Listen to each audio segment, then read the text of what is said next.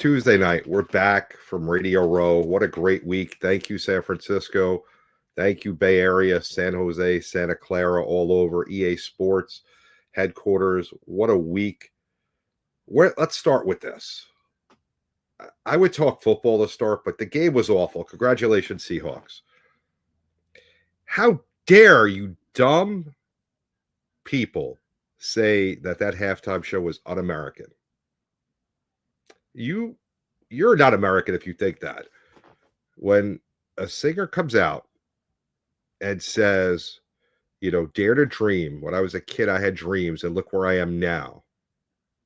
Gee, what's the American dream? To grow up and get what you're looking for, and to prosper. That's the American dream. Love. During his set, he had a couple get married. I guess that's not American because, we have like one of the highest divorce rates in the world. What kind of idiot would say that's un-American?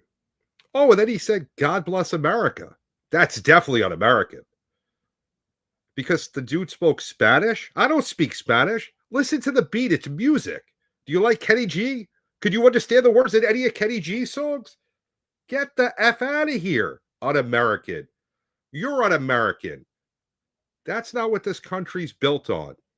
We have an Olympian that was asked a question and said he's not proud of everything in this country. Without getting political, I am not proud about a bunch of stuff in this country. There are homeless people out there. There are hungry families. That's not political. Don't tell me right, left. I don't care. You're happy about that? Get the F out of here. Yes. And I'm not going to curse because I have class. I was raised with class. My parents, great people. But guess what? You're un-American with your thoughts. James, John, and Jay, all of you come in here because I need to take a second. I need to see some friendly faces because I am so annoyed. Someone actually responded to me that was an un-American halftime show.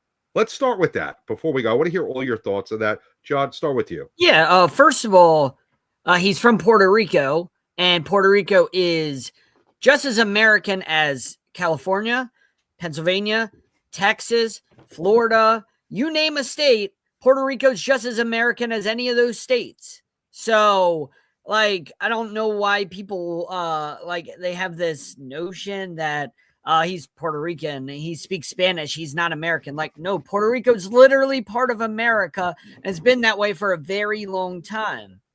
So, I really don't understand that. And, English isn't even our, primary language.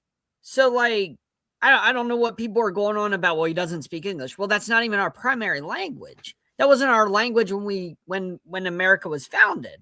So, the notion, all these notions that, well, you don't speak English from Puerto Rico, to me, that's just crazy. If you had the chance, James and I were in the room with him whenever he spoke to us at the press conference when we had the opportunity to listen to him speak. And he's just so humble and gracious. And he said, I don't care if anybody speaks Spanish or not, or if you learn Spanish or not. I just want everybody to dance and have a good time and enjoy themselves. How can you hate on that? There was so much positivity out of this compared to the other halftime show, which just felt to me like there was a lot of vibes with underage people, a lot of vibes that they were kind of trending towards talking about them, a lot of, you know what I mean? Don't even get me started on that one. But I'm just saying, I didn't get any of those vibes out of this. Did you know, John, did you know heaven is locked to us? Heaven is locked to us, John. We are not allowed to get in because we didn't watch that halftime show. That's all I'm going to say. I'm going to leave it at that because I am heated. But that was cool. Jessica Alba was in it. Jessica Alba, we haven't heard from her in forever. Ronald Acuna Jr. was in it. Ricky Martin. We all love that Ricky Martin came back. He looks like he's 35 years old, and I haven't heard from that guy in forever. I just, and then the final message is the only thing more powerful than hate is love. Well, un-American, John. Un-American. We're a war-mongering country. It's un-American. I have it on my Facebook page. And I know these two want to talk, but Yeah. I'm not going to pretend I listen to Bad Bunny or I'm a fan of his or Never anything heard of him before like it was announced. that. Never listened to his songs before that. But Completely honest. I just thought that the message was great and it was all positivity and everybody seemed like they were having a great time. And I just don't understand how you can hate that unless you went into it already predetermined. It was already predetermined in your mind that you were going to hate that no matter what came out of it. You were going to be negative about it. And I guess that's a you thing, not a him thing. So you guys can go. Let's go to James next because let's go to our guest tonight. James? You're muted. You're James. muted. James, we're missing all the good stuff, James.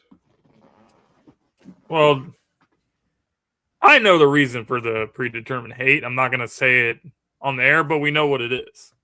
And we know why there was a completely different halftime show that was on another channel that was called the quote-unquote American halftime show, which was with Kid Rock and all these people. So, if anything, that's more un-American because you're creating divisiveness when it's supposed to be United States uniting people together. Which is what Bad Bunny did with his performance. So it was an amazing performance, very exciting, and did a great job with the halftime show. A lot of the halftime shows of the last few years, even though there's been some big names, it really hasn't been that exciting, I would say. But this was a very exciting performance. And as a musician, it's not just about the lyrics. It's not just about the song. It's not just about any of the physical stuff. It's about sending a message with what you do, with your music, with your art is always supposed to have a message behind it. And there was a message of love and excitement and passion. And it was just great to watch. So, that's my thoughts on the halftime show. Great experience to see Bad Bunny in person at the press conference. And, he's a really good guy. So won some Grammys this year, and I hope he has a lot of continued success. And Jay, I'm going to go to you in just a second. I got to bring up one more comment I got from one of my responses to the post Tasha was talking about. So somebody said to translate the words to the song, and I would be appalled. So no, I would never be appalled because A, it's music, and it's the artist's creation. B, I don't speak Spanish, so I would never hear it in the way it was written. But C, had that been exactly what was sung on the air, on a network, on Sunday at, I guess it was around 8 o'clock Eastern, we have a thing called the FCC. Howard Stern and the FCC were like best friends. They used to find Howard like weekly. So had he used those words that you want me to translate, I guarantee you the FCC would have totally come down on NBC and they'd be paying millions upon millions of dollars. So use your brain because the FCC is not inept. A lot of our government is inept, but the FCC is not. Unless you think the FCC is inept, and then you're saying that the government is inept. You choose. Whichever way you want to go with it, you're going to lose. And then to top it off, for all you people that hated the halftime performance so much and you weren't going to watch, you all watched. So you're all frauds. You're all suspect, as our new word goes. You were all suspects. Yes, every single one of you that didn't like this halftime show, for some preconceived notion, you were suspects. Jay, what was your opinion? You're muted, Jay. He's muted like CJ Stroud was against the Patriots. I'm not disagreeing with that. But, okay. This is probably going to be the most hostile you will ever see me on camera. So this is dedicated to you smooth brains out there that was saying, oh, Puerto Rico is not America. It's not the United States. Here's a little history lesson for you. And a quick Google search would have told you this.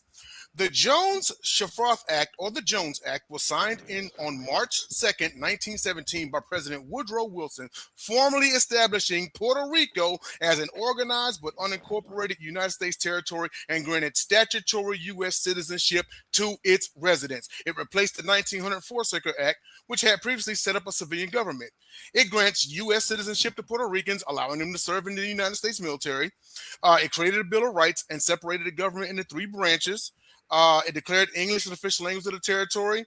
They also were eligible for the draft. But overall, it granted them citizenship and it made them an official United States territory. So, to you demographic out there that's saying, oh, well, they're not American, anything like that. Listen, take this as an open challenge, okay? I invite any one of you onto the Sideline Sports as an open challenge, and I will happily eviscerate you on camera. Eviscerate you on camera. I will embarrass you. You will want to crawl to another country to where you will never be seen again. You don't want none of this. But if you're brave enough, bring your asses. Jay, I love it, Jay. And seriously, I just don't get it. You know, the hate's got to stop. I mean, I can't understand. You know, you have a guy like Jake Paul who moved to Puerto Rico to have tax advantages, to come out and say that, you know, he's switching the channel because this is un-American and Bad Bunny's not American and whatever the hell he said because I responded to it. Yet the dude moved to Puerto Rico to get tax advantages. And then finally the next day it clicked in his head, oh, gee, I didn't take the temperature of the room. I don't know what happened to my ex last night after 3 crazy texts. Jake Paul, listen, you're a punk. You have an invite on this show any week you want. I'll box you. I don't even care because you can't beat nobody. Mike Tyson can wipe the floor with you. I don't know what your deal was with him. We're going to quick hits after a quick break. We're going to take a break before quick hits because I'm heated. We're out. We'll be right back.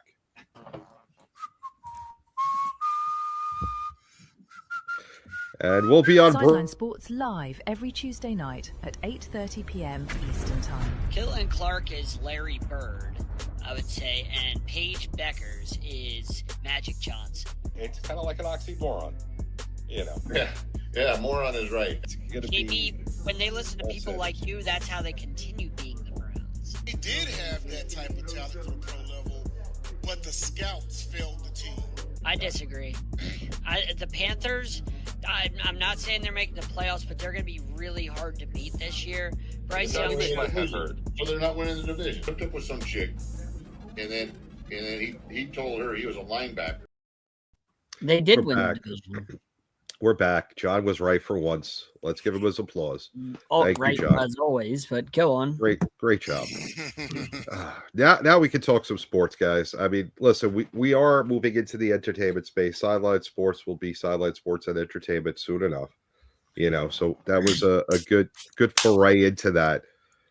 But And I believe that was the most watched halftime show of all time, as well. I'm sure it was. While the other one had 5 million viewers. John, it was compared to 125 million viewers. Okay, John, I don't even count that, and I watched both purposely. I YouTubed it the next day because Kid Rock, because I had to see for myself before I said anything. And you notice I didn't bring it up because it wasn't even worth mentioning. You know, they had a guy who was past his prime that brought nothing to the table. But let's get into quick hits because you know. We got a lot to talk about today. By the way, yeah. John, real quick, without mentioning any names or going too deep into it, the very guy that they worship didn't even watch the All-American halftime show himself. There's footage of him watching Bad Bunny, but hey, quick hits. All right. Should Patriots quarterback Drake May have finished within a point of Rams quarterback Matthew Stafford for AP NFL MVP? John, start with you. I don't even understand this one, man. First of all, Josh Allen was a million times better all year. It's not to take away from Drake May, but did we watch what Josh Allen did for the Bills, putting them on his back while injured week after week after week? Did we watch what Christian McCaffrey did all year long? Did we watch what Jonathan Taylor did? Did we watch what Jackson Smith and Jigba did? Like, those guys were not above Drake May. Like, come on, man. Justin Herbert was 5th in voting. He got an MVP vote above everybody else. He got 1 vote. Justin Herbert did. I have no idea how. It just goes to show you, like, when you look at that voting, Matt Stafford had 46 touchdowns and 4,700 yards, and he's neck and neck with Drake May. Like, come on, man. Like, we saw the bad schedule that the that the Patriots played all year. And then as soon as they played good defenses in the playoffs, what happened to Drake May? He was horrible the entire postseason. He's horrible in the Super Bowl. He's horrible in the conference championship. Horrible against the Texans. Horrible against the Chargers. Like, he was bad when he played real defenses. Instead of playing the Jets, instead of playing the Dolphins, instead of playing the Saints or Raiders or whoever, like any of those bad teams that he got the opportunity to play all year, like bad defenses, when he played real defenses, he was bad. He was really, really bad. And then they had the audacity to come out. I heard today, I know I'm going off topic a little bit, but they had the audacity today to come out and say Drake May was injured and he was playing injured in the Super Bowl. Miss me with that. They said Will Campbell got injured in the middle of the season today and he wasn't 100%. Come on, man. You always do this. LeBron James, I had to say it 3 times, always does that, always has an excuse when he loses in the playoffs. And these guys had a magic excuse, like, oh man, like Josh Allen. Oh, he got real hurt. We found out after they lost to the Broncos. Like, I hate when teams do that. So miss me with the Drake May stuff. He should have been in the top 5 for MVP. I don't think he was better than JSN. I don't think he was better than McCaffrey. Like, no, not even close. James? Well, I think Drake May had a great season, but the question is, should it have been this close in the MVP race?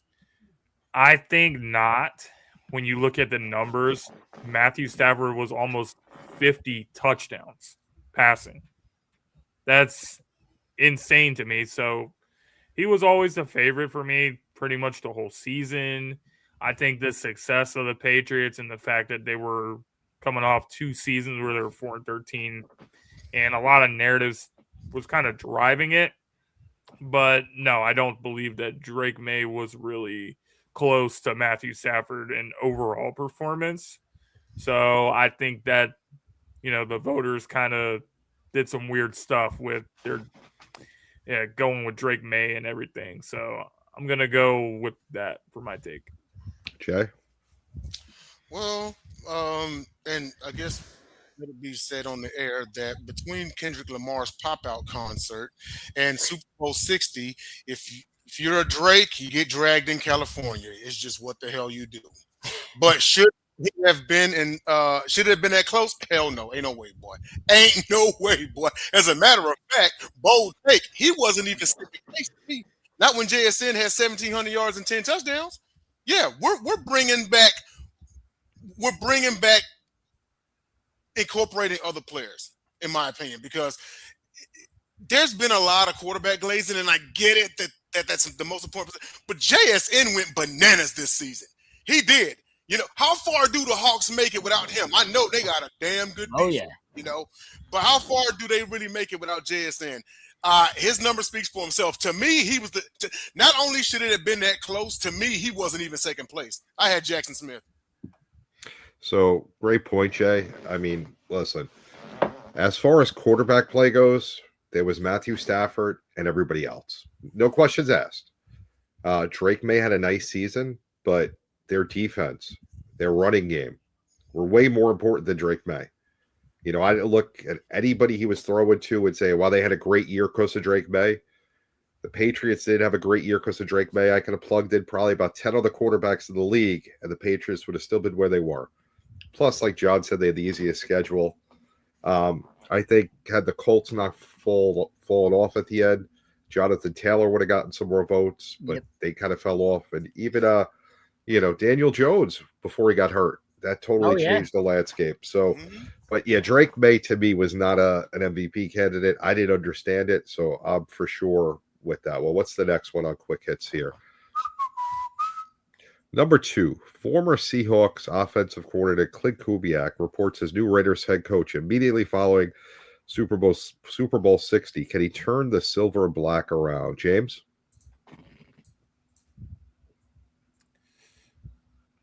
Not immediately. They have to give him time because this team has a lot of problems. So they're most likely going to draft Fernando Mendoza with the first overall pick.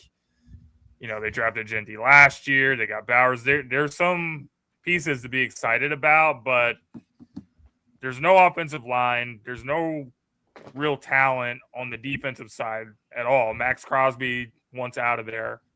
So I don't see the Raiders being, a contending team next year or even the year after that. So if he does, it's going to have to be patience. He's definitely a smart coach, a good offensive mind. So I'm excited to see what he does, but I wouldn't get my hopes up if I was a Raiders fan. Jay? In line with what James is saying, yes, he can, but not immediately. But my reasoning for that is he's in one of the tougher divisions in football. They sent the Chargers and the Broncos to the postseason, and the Broncos had the number 1 seed. And then there's the Chiefs when Mahomes recovers, So even if he does, get everything on the right page and gets all of his pieces in play, you still got to see Harbaugh twice a year, Mahomes twice a year, and Sean Payton and Bo Nix twice a year. So he still got an uphill climb. I'm going to give him the first year to put the pieces together, and they get, some wins, and then everything's cool. But the second year is when I'm really going to start watching them. John? I think it depends on what they do in this draft. I think if they can find a way to do what the Bears, what the Bears went and did, and that was traded out of the number 1 pick, got a ton of draft capital. I know that sounds crazy because you miss out on Mendoza. I understand that. That's your QB, your franchise guy. But the Bears went and traded back, and the Panthers gave everything away for Bryce Young, and the Bears got a king's ransom. So I think if the Raiders do something like that, get a ton of picks, trade away Max Crosby, get a ton of picks from him, however much you can get out of him. I don't know what people are willing to give up, but if you can get rid of Crosby, get rid of that contract, get some picks, trade back, because even if you trade to the 5th or the 10th pick, JB, you could get a hell of a lot of capital.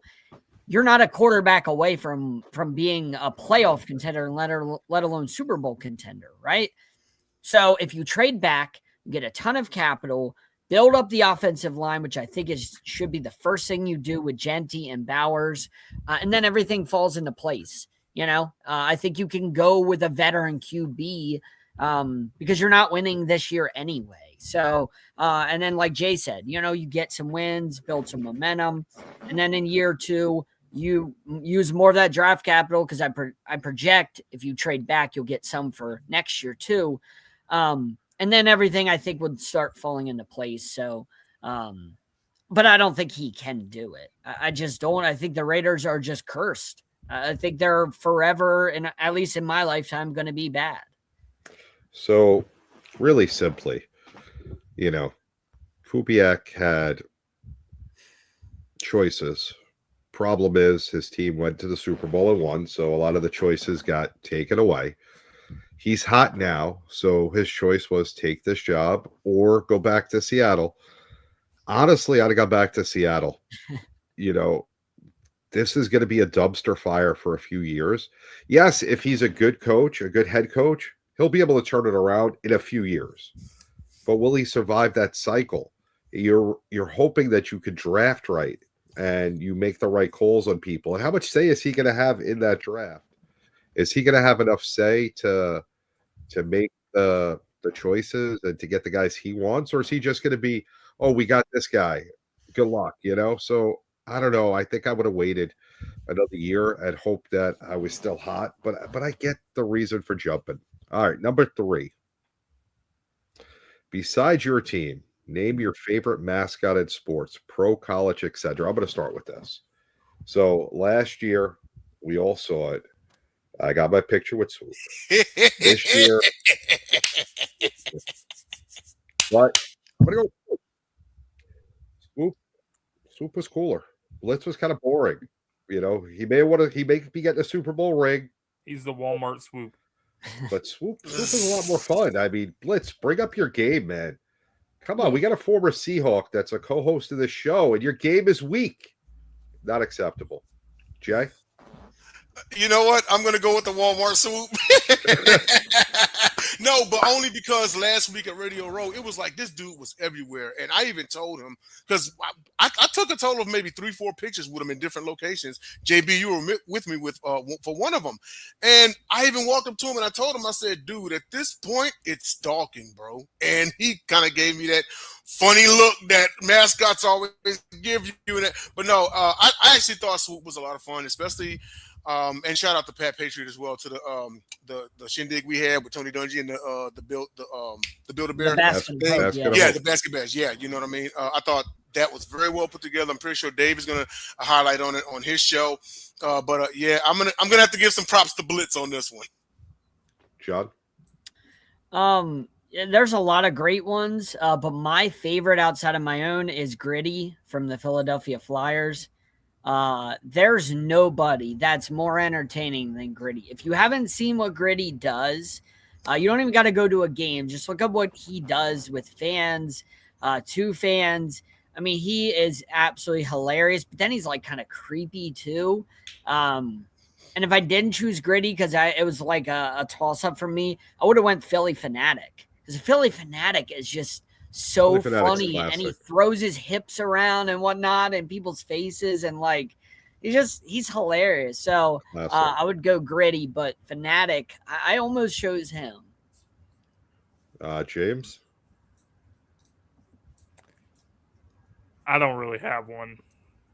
Like no college mascot that's hilarious, or NBA ones are great. I guess I'll do the Panthers. Sir Purr is his name. And I don't know. I just think it's kind of silly to see a grown man in a Panthers costume beating like a big drum because the Panthers have the keep pounding thing. Like, it's just silly to me. So I'll go with that one. So you don't like mascots at all? Or you just don't like that? I mean, he's a swoop guy. They serve a purpose, but a lot of NFL mascots are just not it. Well, I mean, look at the JB. The long history of the Phoenix Suns, the gorilla. I love the San Diego Chicken. San Diego Chicken's classic. Like sometimes I wish there was actual animals involved. Like So here's the thing. We're talking about mascots. We're ending quick hits. I'm not taking a break because we're already 30 minutes almost into the show. This conversation was more exciting than Super Bowl 60. If you disagree with me, I'm sorry, you're wrong, because I watched the game. I flew home Sunday morning after not sleeping all Saturday night. Got home, did what I had to do, got ready for what I was hoping to be a good game. I was so bored, and I love football. John, look, what happened that besides Drake May missing every open receiver, what was the reason that New England just was not good? So Seattle did a good job of attacking the offensive line. First of all, they did a great job of overwhelming Will Campbell, and that entire offensive line. They overwhelmed them time after time. They kept spamming that cornerback blitz. That's what they kept doing over and over. Cornerback blitz. Drake May could not read it. He could not change his protection. It didn't matter if they brought in an extra guy. Drake May was just so rattled. Sorry, quick question for you though. So they were saying his injury was his non-throwing shoulder. So do you think that caused him to miss seeing the corner blitz on the other side, hit him from behind? No, not at all. I think the first time, I think that was the first drive he got popped. I think it was the very first drive he got popped, and he got sacked by one of the corners, I believe it was, or maybe it was Hall, but I forget. Anyway, he looked rattled. Like that first drive, he looked okay, and then after he got popped from there on out, it looked like the lights were just too bright for him, and mentally, he just was shook. He looked like a second-year quarterback. Like it didn't look like somebody that, you know what I mean, that has ice in his veins playing in a game like that. Darnold didn't either. I mean, let's be honest, like neither quarterback both looked rattled. And Darnold even admitted that he missed a couple of opportunities to flip the protection on a couple of the blitzes he got called on. He admitted on the radio that he missed. He just didn't see. He did not flip the protection. He didn't see their blitzes coming. He didn't see what they were bringing on him very well, and he got lucky. The defense played historically great because they would have lost if the Patriots offense did anything. So, James, I was almost hoping in the post-game press conference this question was asked to Drake May. Were you seeing Ghost? Not that Sam Darnold was very good, but it sure felt like Drake May was seeing Ghost. What was your opinion of the game and your thoughts on breaking it down? Well, when it comes to Drake May, it's not really just about, one game. Like, it was a big stage. He's a second-year player. If you look at Drake May's performances throughout this postseason, he really hasn't been very good. And I was actually reading a stat today. I forget who posted it, but Drake May has had one of the worst EPA in this postseason run of at least like 3 starts in the postseason. And there's some bad names on there. You have people like Rex Grossman on there when he was with the Bears and people like that. And it's just not company that you want to be a part of. So Drake May was clearly not ready. The Seattle defense got after them. And somebody that I actually want to call out as my sports suspect of the week is the left tackle, the rookie. He didn't want to have anything to do with the media. Will Campbell ghosted everybody after a terrible performance. You got to own up to it, man. Like, as a grown man, you're in the NFL now. People are going to be asking you questions, especially when you're performing like that on this stage. So I really don't respect it. Not a good performance by Drake May or really anybody on the Patriots offense. And Seattle, as most people expected, kind of had an easy path to the Super Bowl. So, James, quick question before I go over to Jay. So, do you think that makes it worse that he ghosted the media, like the reaction to it? Or do you think if he would have just, stood in, took a couple of questions and, took his beating like a man and moved on? You got to do that, man. Like, you got to face the music when things don't go your way. You can't just, come out and do all the hoorah stuff when you win. You got to be the same guy when you win and when you lose. You got to be consistent as a player, as a man, and do that. So there's been a lot of players that have done that in the past, like Cam Newton when he lost the Super Bowl, and ironically also in Santa Clara, just kind of like stormed off the set when they asked him about fumbling the ball. You got to face the music when it's time. So that's part of the game. James, I believe when we covered virtually, we covered the Bucks Chiefs Super Bowl when Mahomes got his ass kicked all night. And they blamed the offensive line, but he wasn't very good. The offensive line wasn't good. They got demolished by the Bucks. After the game, Mahomes stepped in there and he took accountability. He took it on the chin. He took it like a man when they got their ass kicked. He said, he basically said, I didn't play well enough. Like, it was on me. We're not going to make excuses. We lost. I played bad and, I have to do better and we have to do better. So that was an instance that stands out in my mind of a guy showing leadership in the biggest moment possible. And they lost. And he was like, yeah, that's on me. He didn't avoid it. And real leaders, they take that accountability and they put that on them. You have to do that. That's part of the reason you're getting. But not everybody does it. Not everybody. No, I know that. I agree. But this, when you make the league, you have part of it's having to deal with the media. You're not always going to have your best game. You're not always going to win. It sucks to lose. Nobody here likes to lose. And it would be even worse on that stage to lose. But you still got to step up, take your questions, take your looks like a man, and move on. It's life. Jay, tell us what you saw out of Kenneth Walker and what you thought about Smith and Jigba getting hurt, coming back at the end, and being there with his team. Well, first of all, with the Patriots making the Super Bowl, it was all because remember, they weren't supposed to make the Super Bowl for another 10, 15 years because Brady and Belichick were gone. Well, they made it without Brady and Belichick, and then they walked on that field, and Pats Nation was quickly reminded that Brady and Belichick were gone. That's no disrespect toward Vrabel or Drake May. Shout out to them. But Kellen Walker was clearly the best player on that offense. Now, here's the thing. Because this was something that translated actually from Bill Belichick to right now, is the New England Patriots are very great at taking away your best option. With that being said, the Seattle Seahawks curb stomped the New England Patriots, and JSN was a non-factor. The very guy that I just got through praising just earlier in this telecast, but he was a non-factor. Like you said, he had gotten hurt. Well, we had said, because what was it, after the divisional round, Charbonnet had torn his ACL, and John, you and I were discussing that K9 was going to have to step up. Well, how do you like 27 carries for 135 yards, 2 receptions for 26 yards, Super Bowl most valuable player, and would have had even more than that with a touchdown if not for his offensive line screwing him over. Yep. But he had a great game.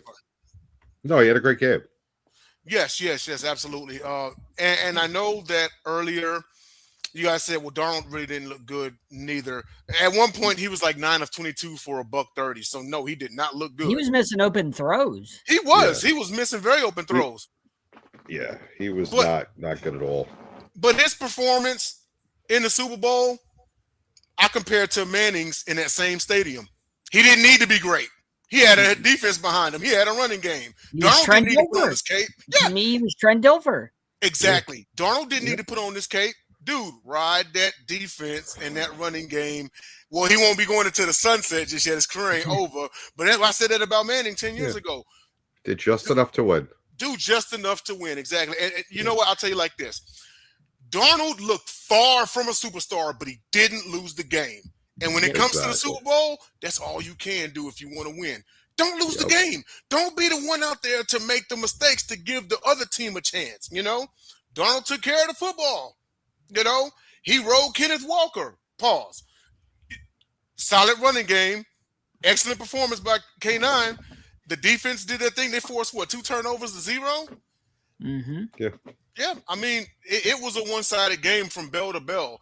Pretty much the only good thing that was going for the New England Patriots was their defense, because it was about late third quarter, and it was only 12-0. So this was May's chance to get in the – yeah, go ahead. And shout out to Christian Gonzalez, because he allowed 0 catches when he went lined up against JSN. He allowed 0 catches. I mean, all night. Listen, versus JSN. That's amazing. The offensive player of the year, he held to 0 catches. Put respect on New England's defense. They had a hell of a game. Yeah. Every time Seattle drove, they stopped them. You can't, you got to help your defense out. I mean, Seattle was scoring points all year. Smith and Jigba went crazy. He's the offensive player of the year for a reason. And like John said, he had 0 catches. But we're going to take a quick break. We're going to come back. We're going to talk about what happened last week in San Fran. So all the great things that happened. And then we'll talk about next year's Super Bowl as well. Jay, take us out of here. Sideline Sports live every Tuesday night at 8:30 p.m. Eastern Time. It's not a great league, the American League. The National League is far and away better. I know we have those 4 games in our John, I'm going to stop you there. The Orioles haven't gotten to the World Series. No, I'm just saying, if you're a fan of any team, Cam Newton's always. Oh my gosh, you just say that name and I know something stupid's coming there. 8,000 points a game. What is Dragon Ball Z's in the WNBA now? It's in a dog pile. Stuff happens in the bottom of that pile. You don't even want to know about. You get spit on, you get poked, you get poked in the eye and the ear. Yeah. Yes. He's not a leader. He's a child. Go play on your burner account and go have fun. All right, we're back, guys. So let's talk about last week. I'm going to start with, why is there not a Blue Medical 10 on Radio Row? I got a brace on my ankle right now. I don't understand it. Somehow I messed up my ankle. There's no Blue Medical 10. I need Brian Dable to come to the Blue Medical 10 and bring me back out to Radio Row and get me out there doing interviews, and it didn't happen. He needs to shoot you up. Somebody needs to shoot you up. Failed me. But, great week as usual. San Francisco did a wonderful job. I always get a little worried when we go to these new cities for Super Bowls. I mean, combined, we have almost 25 of them. But, first time we've done it in San Francisco. So you always get a little concerned, different places, different people. But walking in there, it's like walking into an old family reunion. You see the same faces, and it's always good. It feels like you're going home again, like coming home from college break or something. Big shout out to the people out there that took good care of us. There were a lot of great people. The locals were phenomenal. If you've never been to San Francisco, definitely go there on vacation. It's a nice area. Napa's like an hour away. San Jose was cool. DA headquarters was there. Great food, great nightlife. I mean, it's not the party capital of the world, but we weren't there to party. We were there to do a job. But great place to visit. But Radio Row, I mean, Martha Stewart was our Radio Row. I'm still trying to figure out why she was there, but I did have a selfie with her because I said I'm never going to run into her again. Jay, what are the odds that I run into Martha again, besides Radio Row, if she happens to be there in the future? Give me odds. Odds? Woo, man. You know what? I'm going to be generous and give you a 2,500 to 1 because Wow. I mean it. Well, and I'm pretty sure you got, because you guys were in LA covering it, and then you guys were out there in Arizona. Of course, we all were out there in Vegas and New Orleans, and in this year, the most random faces show up on Radio Row. The most random. But I will say this much: this is my 3rd year in a row catching a wrestler on Radio Row. And I caught more than several of them. John was with me. I caught Seth Rollins. I dapped him up. I caught AEW Tony Storm and Orange Cassidy. MJF shrugged me off, and it was hilarious. So here's the story. So those of you out there that do watch wrestling, MJF is the current AEW World Champion. And he's like this massive a-hole, right? So he's passing me up.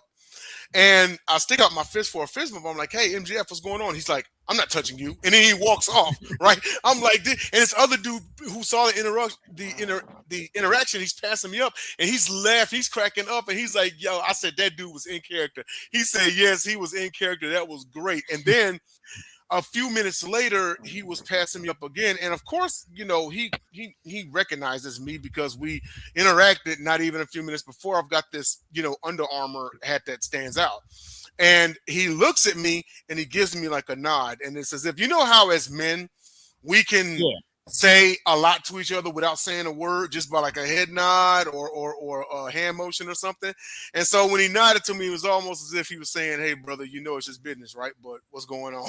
You know what I mean? So, and I also met Big E as well. Radio Row is awesome. I passed up CM Punk. He didn't hear me yell out for him, but it's all good. I give him a pass. But yeah, the WWE World Champion was there.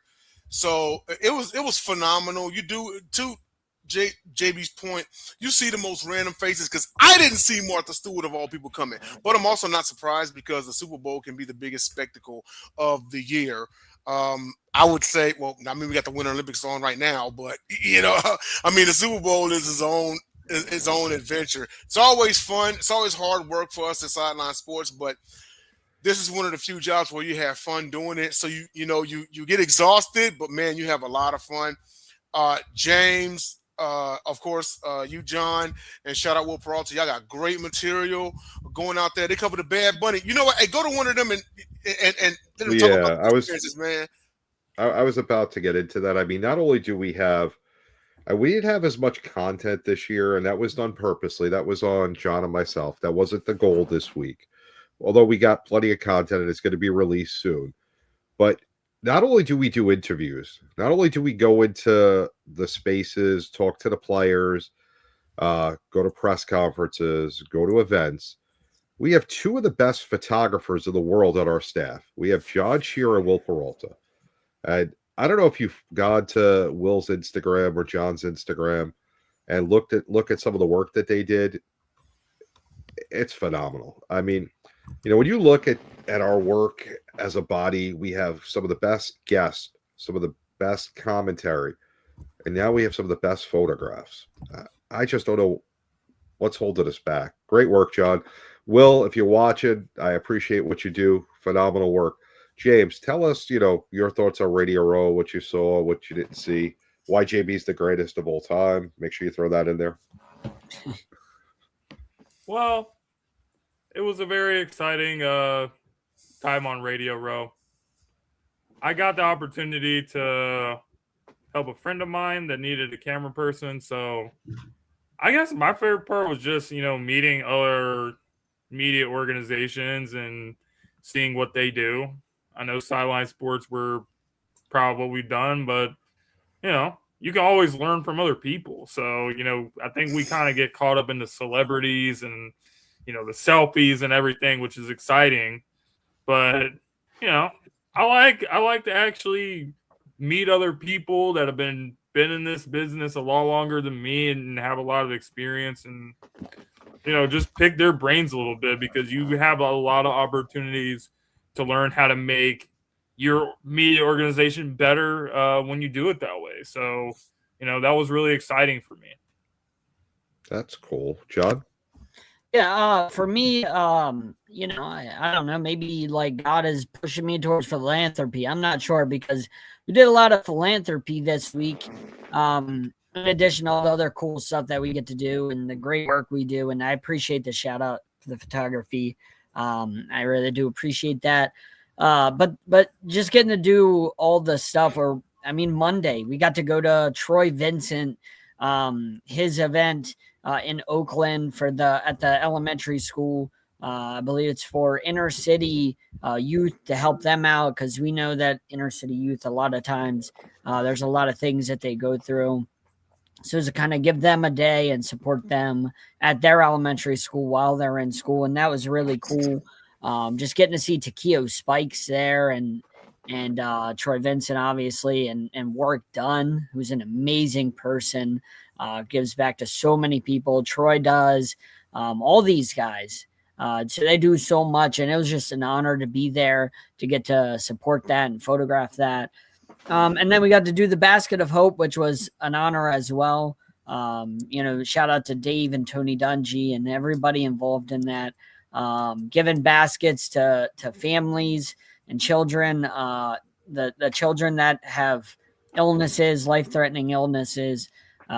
It's just so cool to see. And then we got to do the Ronald McDonald House right outside of the Stanford University. And shout out to them too, because they have 3 campuses that they have to maintain out there.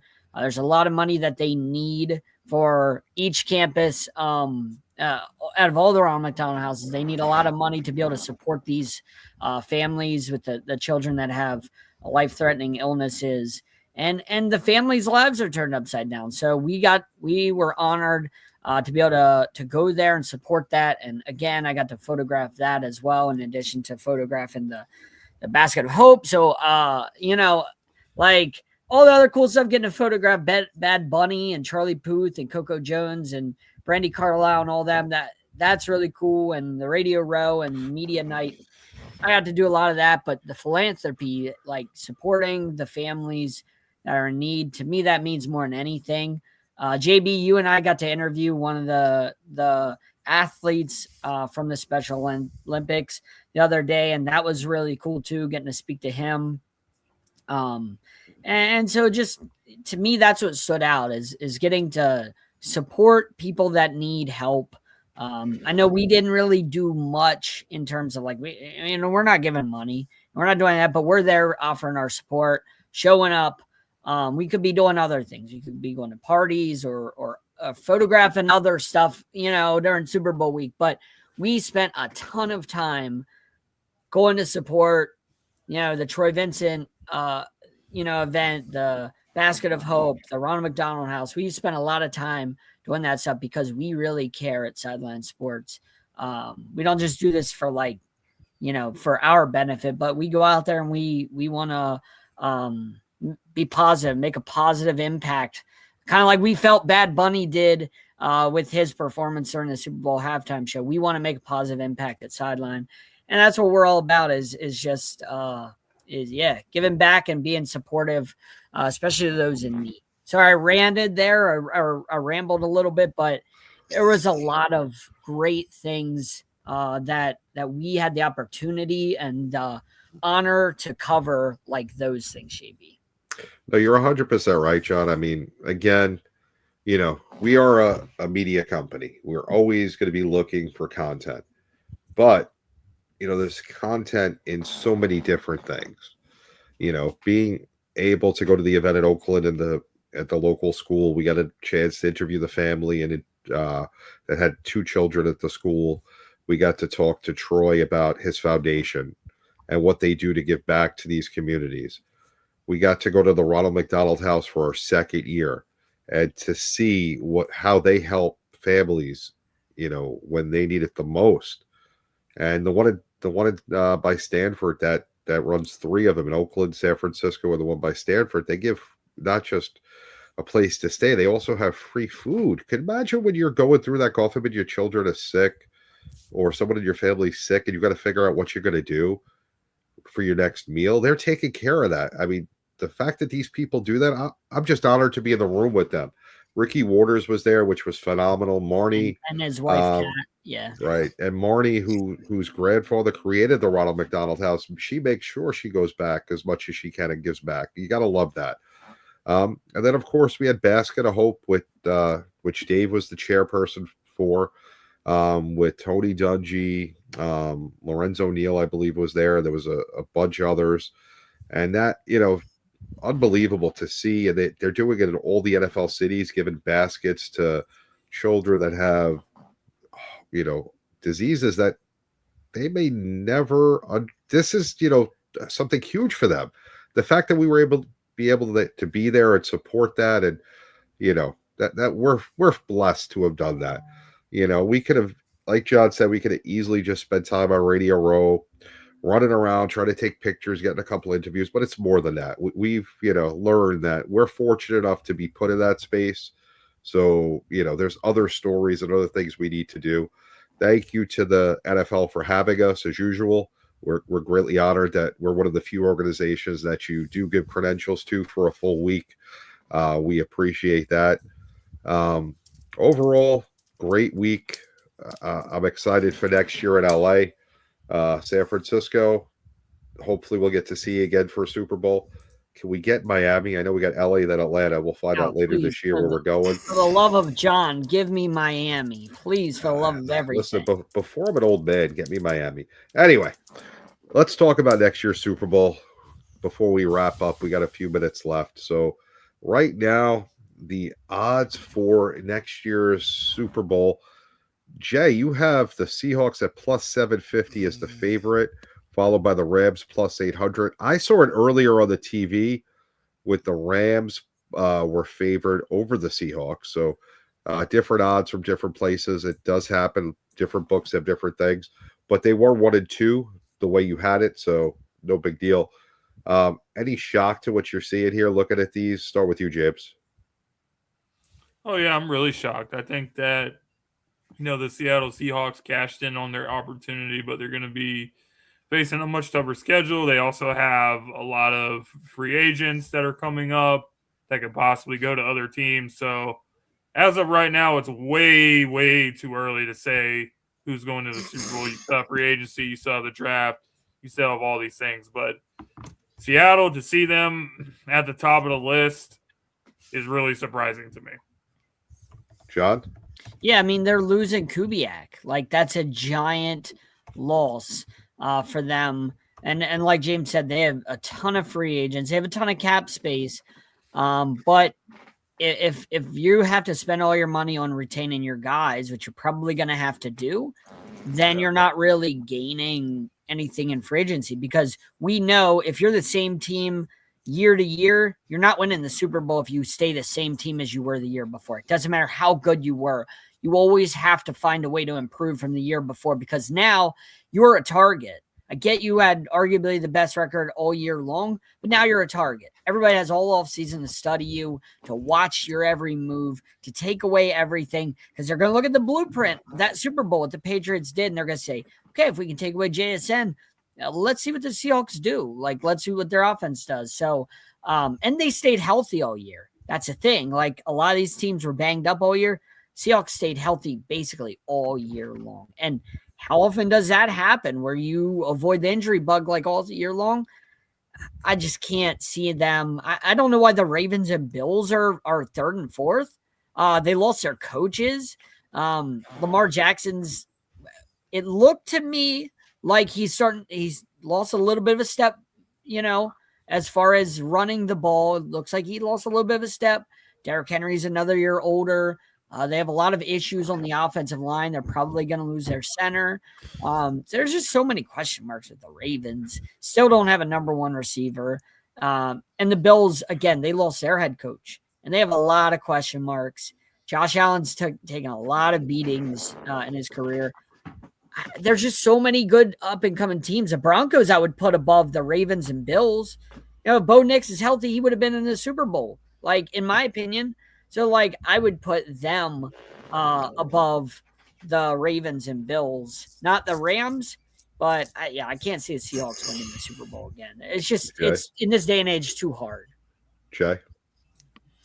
Yeah, to John's point, it's definitely hard to go back. But one thing that they do have going for them is Darnold became the second quarterback in history to win back-to-back 14 win seasons. I'm a believer that things happen in threes, so it would not shock me if they did go back. Now, me personally, I would have put the Rams above them. I know the question is Stafford, because Derrick Henry's gonna be a year older. Everybody gets a year older. Stafford's gonna be 38. So how much more out of him? But now Stafford also has had a career relatively healthy as well. So that works out a lot for him. Again, I would have, especially with Puka Nacua, who, by the way, we caught at a random in and out. But anyway, but yeah, I actually will put the Rams slightly above the Seahawks. They lost Clint Kubiak. Who knows who they're going to lose to free agency? If they get everybody back, that's great. Who knows how the draft is going to go? But I've got them. I've got the Rams slightly above them, if not neck and neck. Ravens, Bills. Oh, go ahead.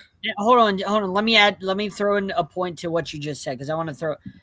And don't overlook how much losing an offensive coordinator hurts a team. Because the Lions offense took a giant step back this year without Ben Johnson. The Eagles offense did not look anywhere close to the same with Patullo from Kellen Moore. So don't overlook that. Go on, Jay. No. Losing a coordinator definitely can be detrimental to the team. And now the question is who they're going to get to replace them. But now, as far as the Ravens and the Bills, I probably would put the Bills above the Ravens. I'm not terribly mad at the first four. I'm not mad at it. At the end of the day, the Bills still have Josh Allen and the Ravens still have Lamar Jackson. As long as they're on the center, you've got a chance to win. The question is what's going to happen when Mahomes is fully healthy next year? What was the biggest criticism with Josh Allen? There was no Mahomes in front of you. There was no Joe Burrow. There was no Lamar Jackson, and then he couldn't get it done, right? Well, now the cycle starts all over again because 15 is going to come back healthy. So now we're going to see just how the Bills do and how the Ravens do. But as far as the top two, I'm not mad at it. Again, I would have the Rams slightly above the Seahawks, but hey, I'm not mad at the first four. So, all right, that's the worst list, and you're just shooting darts right now to pick a team because it don't make any sense. We don't know what's going to happen in the offseason. But right now, as the teams stand, starting a new season 0-0, nobody has any wins, nobody has any losses. You're forgetting about the team that won the Super Bowl the year before, the Philadelphia Eagles. They've won it already. The Ravens and the Bills can't even get there. So, I would put the Eagles in front of them. It pains me. I'm a Giants fan, but, they got to be ahead of the Ravens and Bills because they at least know how to get there. San Francisco, if they stay healthy, could possibly be one of those top four teams. It is ridiculously hard to repeat in the NFL. If Seattle could do it, great for them. I don't know if Sam Darnold's that guy. Yeah, he had 2 14-win seasons. He figured something out, but is he going to do it again? Maybe. But, can the Rams still do what they're doing? That division's ridiculous. Maybe they're all going to knock each other out, and maybe the Eagles just walk right in. In the AFC, Mahomes. Who does he have? He has nobody with him. John, you want to play with? He's still Mahomes, JB. He's gonna. If they get some receivers, maybe. A couple of decent guys. I don't mean stars because you need money to get stars. But if they give him some help, maybe. But I don't know. I can't hate on the top 4, but I think the Eagles should have been in there. I think people are really just down on the way that they finished the year, but they're still the Eagles, guys. And the Lions They've still they're exist. still- The Lions still Yes, exist. the And Lions are Bears, still there. The Bears aren't going anywhere either. Well, the Bears are going to have the first place schedule. No, but they're so- not going anywhere. Clearly, they have I think something. they will be. But they have a coach. They have something. They have a coach, so they're going to be tough, but I don't think they're going to be as good as this year. But I think that they're going to be in the mix for their division. Right. They're But- not going away. Yeah. But yeah, in all honesty, right now, if you ask me point blank, who's my favorite in the NFC? Eagles. And the Super Best Bowl overall- logo. Super Bowl logo has Bears Dolphins, so we already know There you Bears go. Dolphins are going to the Super Bowl next And we year. all know if that happens, John, we're in trouble. We are in trouble. Or We my other never- theory is Commanders Dolphins. That Oh, was that my would be other even theory. worse. Commanders We don't- Dolphins. All right, I'm gonna have to call it sick that week if that happens because I don't want to cover anything Commanders. But guys, we've got over our time. I want to thank everybody for listening to me rant about American, un-American, because that crap's got to stop. It's so stupid. I could go on for another hour just complaining and bitching and moaning about it because it just irritates me. Uneducated people saying uneducated things. Take 10 minutes, book a flight somewhere, take a vacation to a land that doesn't speak English, that's outside of the 50 states, and get a little culture. And then maybe you won't hate people so much. But anyway, that's all the time we have. We will see you next week. A lot of stuff to cover. Football's pretty much over, but we always talk football. But you know what? Before we go, congratulations, Rick Pitino, third winningest coach in college basketball history. St. John's beat UConn Friday night while I was stuck in San Francisco. UConn, you suck. All right. Have a great night, guys. We'll see you next week. And we're Ho, out. ho, ho. Hawks win. Go Hawks. See you next week.